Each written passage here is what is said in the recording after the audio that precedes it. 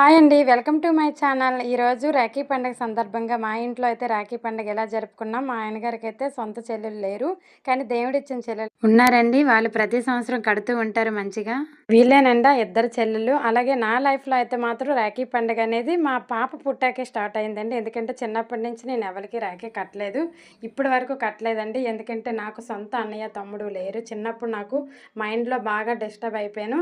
అప్పటినుంచి నా లైఫ్‌లో అయితే ఎవరికీ కట్టలేదు. చిన్నాన్న పిల్లలు ఉన్నారు కానీ దూరం అనమాట. వాళ్ళకెప్పుడు కట్టేదాన్ని కాదు.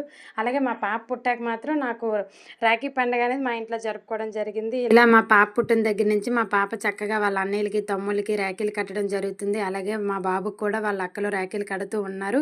చాలా మంచిగా జరుపుకుంటున్నారు. అలాగే మీ ఇంట్లో రాఖీ పండుగ ఎలా జరుపుకుంటారో కామెంట్ సెక్షన్‌లో కామెంట్ అయితే చేయండి. వీడియో నచ్చినట్లయితే ఒక లైక్ చేయండి. వీళ్ళు కూడా మా పాపకి అన్నయ్యలే. అలాగే ఈ పాప కూడా మా బాబుకి చెల్లె. ఓకేనండి. మన ఛానల్ ఫస్ట్ టైం చూసినట్టయితే సబ్స్క్రైబ్ చేసుకోండి. మా ఆయన గారికి దేవుడిచ్చిన చెల్లి ఇంకో చెల్లి ఈవిడేనండి. ఓకేనండి. Bye bye.